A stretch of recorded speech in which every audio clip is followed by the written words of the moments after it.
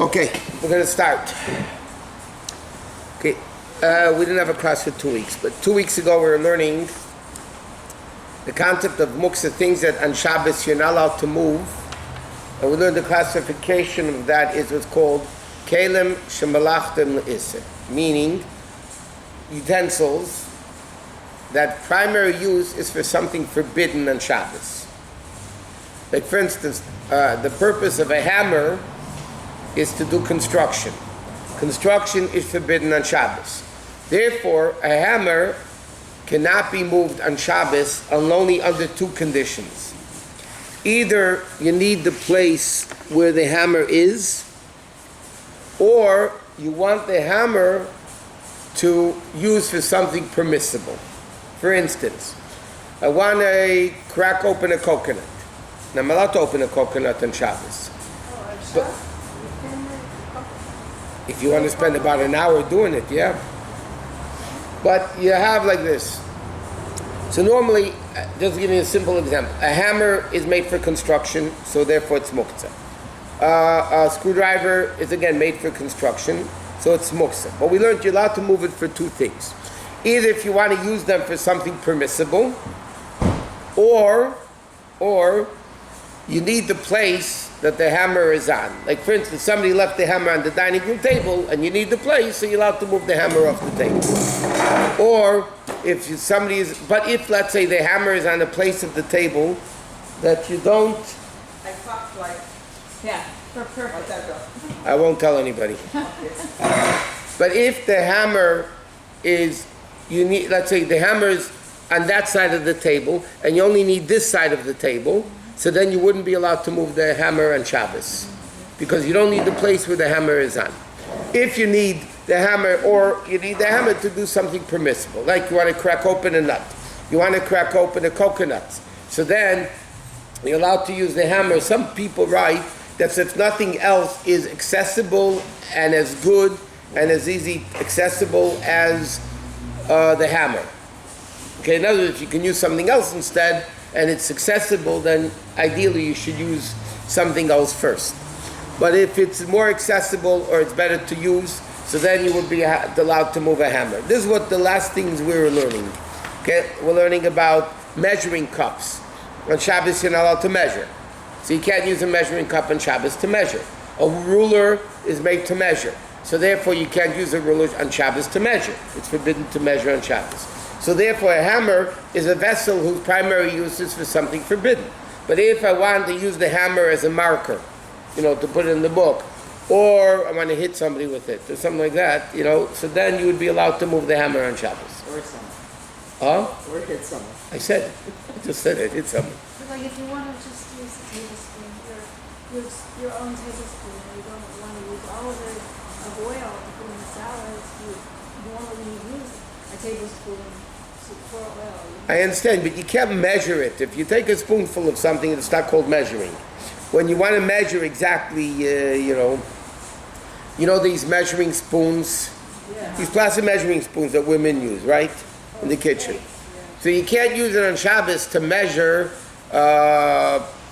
an ounce of oil, half a cup, whatever it is. That you can't. A teaspoon of sugar that you want. Yeah, you can't use a measuring thing that says a teaspoon of sugar because then you're measuring on Shabbos. But if it does, you just take haphazardly. You take a teaspoon. Really, it is a teaspoon. It's not really a teaspoon, by the way. It's not exactly a teaspoon. But you're not measuring. You're just taking a spoonful of. So then you would be allowed. That's not called measuring on Shabbos. Okay, but let's move on. What? Yom Tif you can measure for food, yes, but not for other things. The only thing we learned you're allowed to measure on Shabbos and Yom Tif is things of a mitzvah.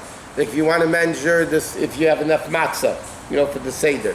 Or you want to measure it to see if a mikveh has the proper amount of water, and then you could. Okay, let's move on. We're not talking about the lemon, squeezing the lemon. Squeezing the lemon is a different thing. You can't squeeze on Shabbos. But if you squeeze it into the food...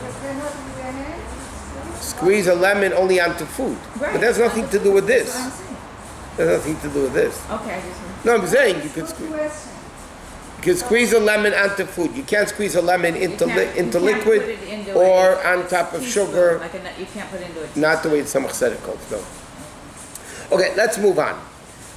Small appliances. For instance, flashlights. I mean, these are just to bring up practical cases. Flashlights basically are made to turn on and have light, which you're not allowed to do on Shabbos. So flashing would be Muktzah. The only time you'd be allowed to move it is if you want to use it for something permissible, whatever, or you need the place. But let's say the flashlight is outside and it might rain, it might get stolen, so then halachically you would not be allowed to carry in the flashlight inside. But we learned already you can cheat a little bit and create a usage for the flashlight to which would be permissible on Shabbos, then you would be allowed to move it in. Now, you have another practical case, by the way. It's not so practical today. But for instance, car doors and car trunks. Yeah. Okay. Now, the primary purpose of a car door and car trunk is to travel on Shabbos, which is forbidden. But what happens if I want to use something permissible with it? I'll give you a simple example. You pulled your car into your backyard, right into the driveway, on your domain, so it's not a problem of carrying. And then you reminded yourself you have something in the car. Am I allowed to open the car door on Shabbos? Now, obviously you can't. Relax. Maybe You can't because the light's going to go on. Sometimes they don't. They break. What happens if you turn off the light? The light does. You know how many people sleep in their cars on Shabbos? They go camping, or used to be by the oil. Guys would park cars there and they would sleep in the cars. Now, how are they able to sleep in the car? Because if the light's going to go on, for sure you can. But opening a car door itself, you're doing it for something permissible, right? For instance, the car door, you're opening because you want to get in. So the car door's in your way. So you need the place, so you're allowed to move it. Things that are real muktzah that we're going to learn about, that you can't. You can't, no, man, the clicker you can't anyway. But I'm saying with a regular key to open. Yes, there are. You can still open a car. Key for cars? Today? Yeah. A new car? Not everybody has a brand new I know, car. I'm saying today when you buy a new car, there's no such thing. Those of us that I have a understand, car, you're lucky. we don't You have could to sleep in worry your car about now. Okay, next. We need to know. Or let's say you have something you left something in the trunk. You went shopping before Shabbos, and then you realize on Shabbos there's something in the trunk. Now the trunk is in your back, so there's no problem with carrying, let's say. So you're allowed to open up a trunk door unless if the light's going to go on. If the light's going to go on, you're not allowed to. You can ask your guy to open the car trunk or the car door even though the light's going to go on, because that's not a problem. But for a Jew to do it, you're not allowed to do it. But what happens if there's no light in the trunk? 1 second. What happens if there's no light in the trunk? Then halachically, if you need the place, meaning the trunk door is in the way of getting to something that's in the trunk, you would be allowed to open the trunk door on Shabbos. Not with a clicker because that's battery operated, which is not allowed, but you'd be allowed to open it with a key. And you can't open it, obviously, if the light's on, you can't open it and close it. Now, another interesting scenario is car keys. Are car keys muktzah or not? So years ago, for the real older people in this room, you used to have a separate car door and an ignition door, key. There was a car key and an ignition key. Remember those days? Remember those days? Huh? I don't have the brain to remember that. They used to have 2 keys. One was for the door and one was for the ignition. Now, the door key is for sure not muktzah, because it's to open the door. There's no problem, even though the light's going to go on. But the key is not muktzah because halachically you'd be allowed to open the door. The ignition key will be a vessel whose primary use is for something forbidden. Okay? So let's say somebody leaves their car keys, or today, the clickers, the car clickers. Okay? No key. Keyless. But it's a keli shemalachta le'issa. It's the primary use of this ignition thing, right, is to do something forbidden on Shabbos. So therefore, if you need the place, somebody left the key on the table, and you want to take it off from the table because you need the place, you would be allowed to take it off the table. By the way, there's another very important halacha. Once you're allowed to take it off the table because you need the place, You don't have to drop it right off the table. Once it's in your hand already, you can carry it to where you want to go, where you want to put it. You don't have to drop it right away. You know, you need the place at the table, and then, so you think, okay, I can take it off the table, but I have to drop it on the floor right away. No, once it's in your hand, you're allowed to take it to where it goes. So again, but if, let's say you left the car keys outside, and you're afraid it's going to get stolen, or raining or whatever, you wouldn't be allowed to do it. Therefore, if you want to create, remember you could cheat a little bit, so if you want to make a way that you need it for something permissible, I don't know what you could, but if you come up with an idea, so then you would allowed to bring it in, because then you're using it not only because you don't want to get it stolen or lost or ruined, because you're creating a purpose for it. The same thing applies, let's say, clothes dryers. This is also a very practical thing. People put up, you're not allowed to dry clothes on Shabbos. Okay? No, you're not allowed to even hang clothes. In prehistoric times, they didn't have clothes dryers. They had clotheslines. Remember? Yeah. In Israel, they still have them. Clotheslines. You hang up the clothes outside? Okay. Okay, you got it? Okay. Now, you're not allowed to hang clothes out on Shabbos. Before Shabbos, and you left them out? I said, on Shabbos, you cannot hang clothes out to dry. Why? What are you doing wrong? You're not doing anything. Problem is, if people see you hanging clothes on Shabbos, they might think that you washed them on Shabbos, and that's forbidden.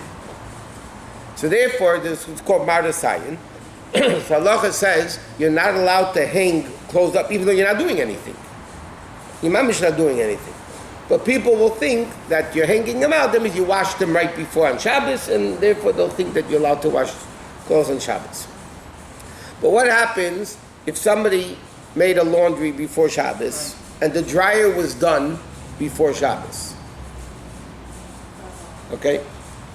Now, Shabbos morning, I realized, I need something from the clothes dryer. There's a pair of socks there, whatever. I need something in the clothes dryer. Now, clothes dryer normally is to do something forbidden. Drying clothes is forbidden on Shabbos, especially it's electrical, right?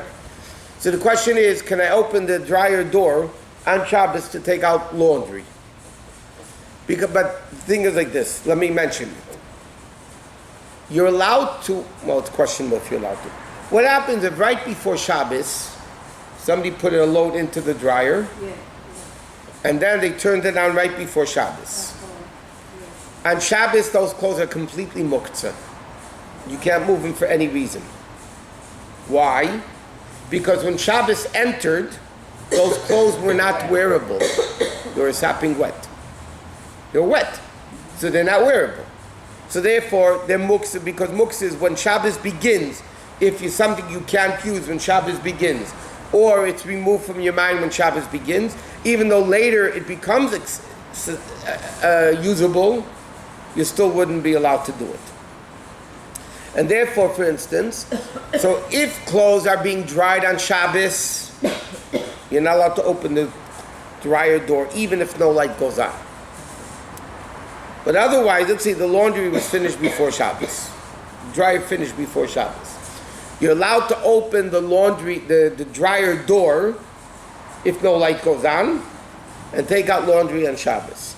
The dryer door is Muktzah, but it's in the way. I need the place to be able to get the clothing, that would be allowed. But only if no light goes on. If a light goes on, then you wouldn't be allowed. Completely dry. Has to be completely dry. Wearable.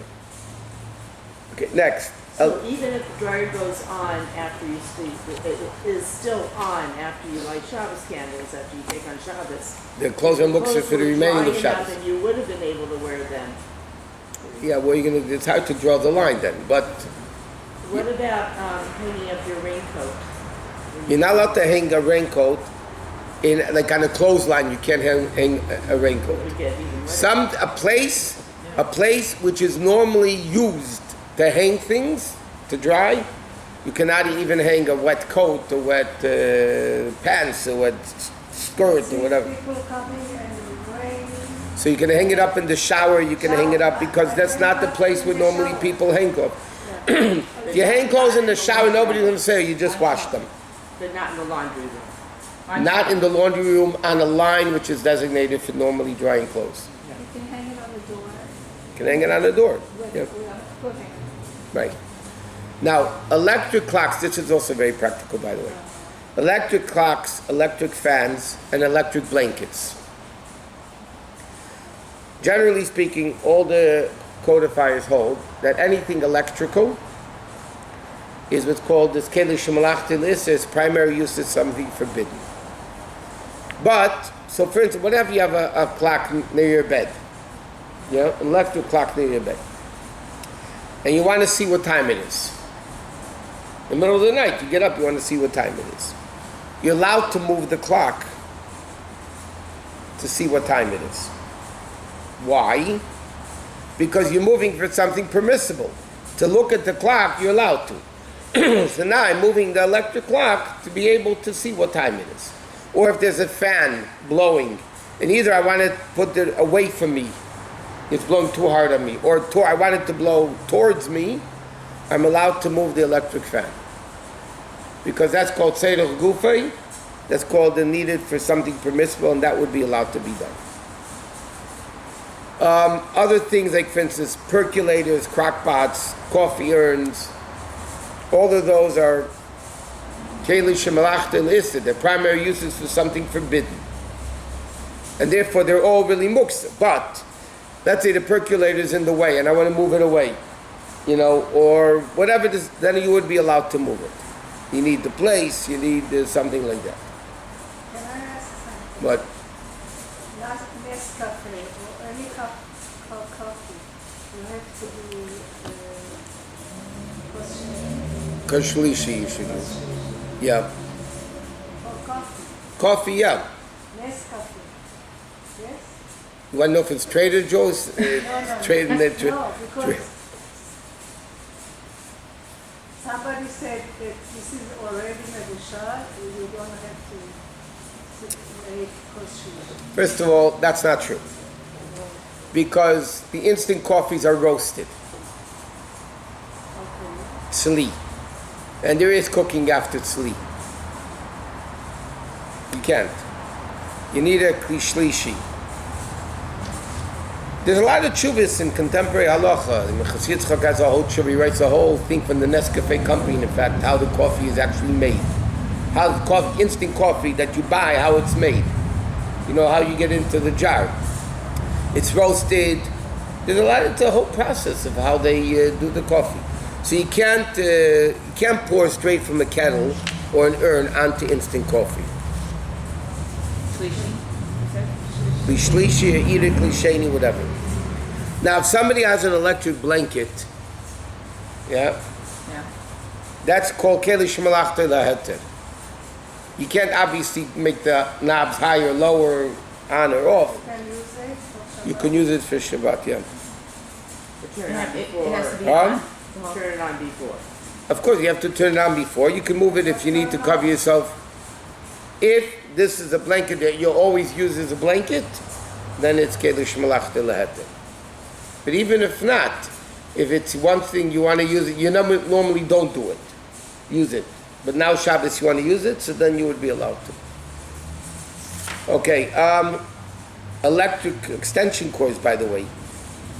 You know, people don't think, you have an extension cord, you can't just move it on Shabbos for no reason. You can only move it if you need the place, or if you want to use it for something permissible. Or if it's dangerous. Huh? If it's dangerous. So why is it dangerous?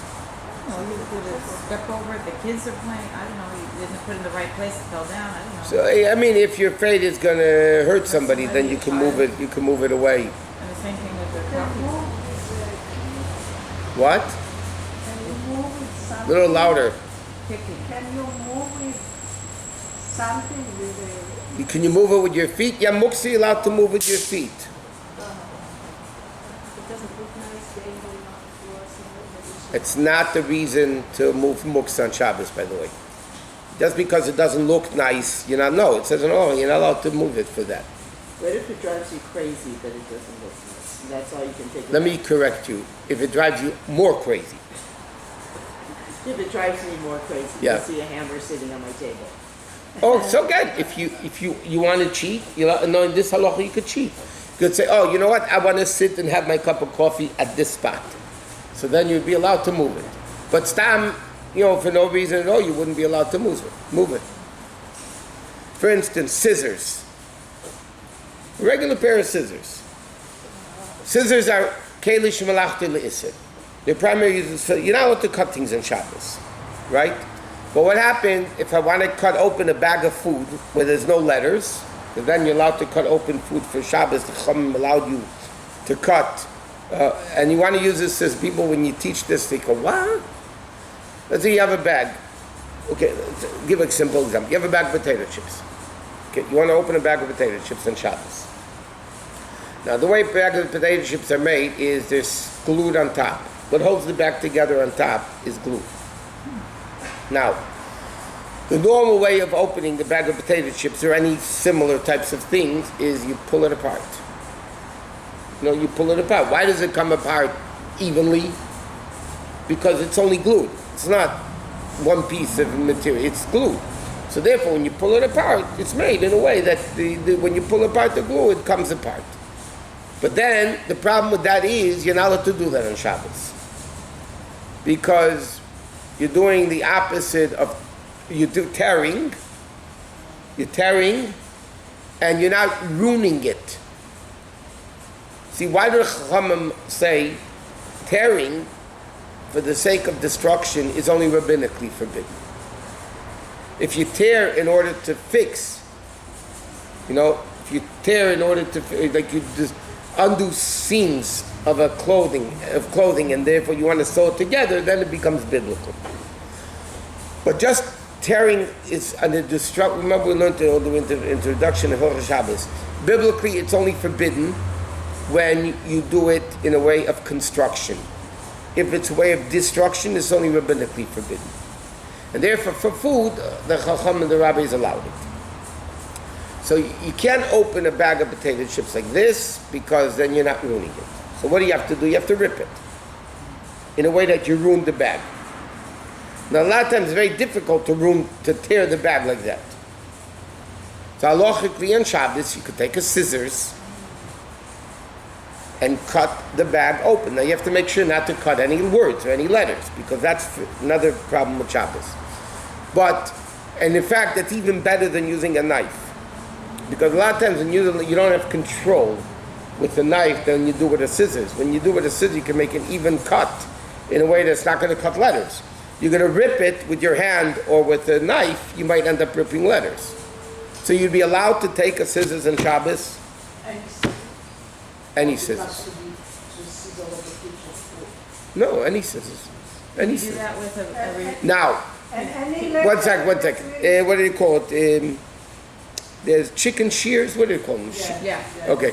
Those are b'chal not muktzah, because they're made to cut chicken. That's not a problem.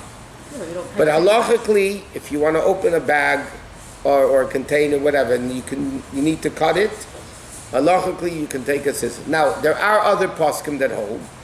But we said, if it's conveniently able to be done with something else, like a knife or something like that, it's better. But I'm telling you, practically speaking, you're going to make a bigger mess, halachically, with a knife than you would with a scissors. So you can take the scissors, it's serach gufa, you're using it for something permissible, right? So you're using it for something to cut open a bag of food, which is allowed. So then you'll be allowed to do it. Nail clippers, I'll give you 1 second. Nail clippers, let me finish. Nail clippers, scissors to cut nails, all those things are muktzah. But what happens if you want to use them to cut string? I mean, let's say you have a string tied around the roast, yeah? And you want to cut the string. So you could take a nail clipper, you can take a scissors. I didn't say whether you should or not. I didn't say if it's gross or not. I'm just saying if you want to do it, you're allowed to take a nail clipper, a nail scissors, or nail file. I mean, anything like that, you'd be allowed to do it because. How about a receipt of, you have the price tag on one of your clothing that You off. can cut it off on Shabbos. If you don't cut You can't letters. cut it off. Yeah. With the scissors. Yep. We all know. Yep. I remember saying that, sorry, I had to ask that again. Number one, you're ruining it. You're ruining it by doing it. You're allowed to. What if you bought the nail clippers specifically to cut the, Bags, yeah, or the rope off the rope? then for sure you're allowed to. Because you designated it for something for permissible. This muktzah, this thing that we're learning now about things that's basically for forbidden usage, that's a more lenient level of muktzah. Even the strictest level of muktzah, which really is really muktzah, completely, you can't move it for any reason whatsoever. If you designated it on a permanent basis to do something, then you're allowed to. To give you a simple example, a rock is real muktzah. It's not even called a vessel. A rock is completely muktzah. Okay, what happened if I have a rock that's always used as to hold open the door? I always use it to hold open the door. Because I designated it for usage, it's not at all muktzah. It's not, you can move it whatever you want. Because you designated, I'll give you another example. Money, coins, are real muktzah. Yet, women, hope more than men, you know, they have a gold coin or a silver coin, and they make a necklace out of it, jewelry. What? That's right, I remember that. Yeah, No. I have one. I have That coin, as a coin, is muktzah. Correct? It's a real muktzah. You can't move it for anything. It's completely muktzah.